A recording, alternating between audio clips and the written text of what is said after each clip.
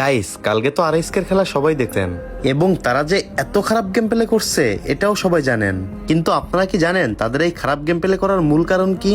জানি সবার উত্তরটা থাকবে ভাই জানি না। তো চলেন তাদের খারাপ খেলার মূল কারণটা কি আমি আপনাদের বলি। আপনাদের সবার প্রিয় আরএসকে টিমের প্রতিটা মেম্বার থেকে এই তথ্যগুলো পাওয়া। আর তারা বলছে তারা তাদের ডিভাইসের জন্য খেলতে পারি নাই।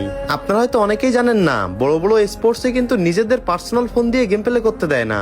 সেখানে মূলত যেসব স্পোর্টস প্লেয়াররা অংশগ্রহণ করে তাদের সবাইকে একই রকম একই কোম্পানির একটা ফোন দেওয়া হয়, আর সেই ফোনেই তাদের গেম প্লে করতে হয়।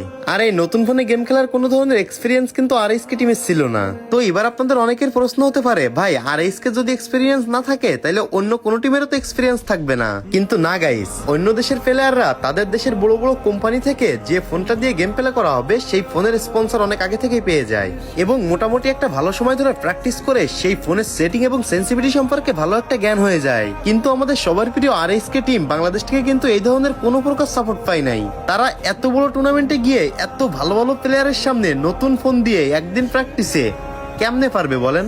সর্বশেষ একটা কথাই বলবো, আরএসকে টিম দেশকে রিপ্রেজেন্ট করার জন্য দেশের জন্য অনেক কষ্ট করছে, কিন্তু এই দেশ তাদেরকে পর্যাপ্ত সাপোর্টই দিতে পারে নাই। Bad luck RSK team, bad luck Bangladesh free fire community.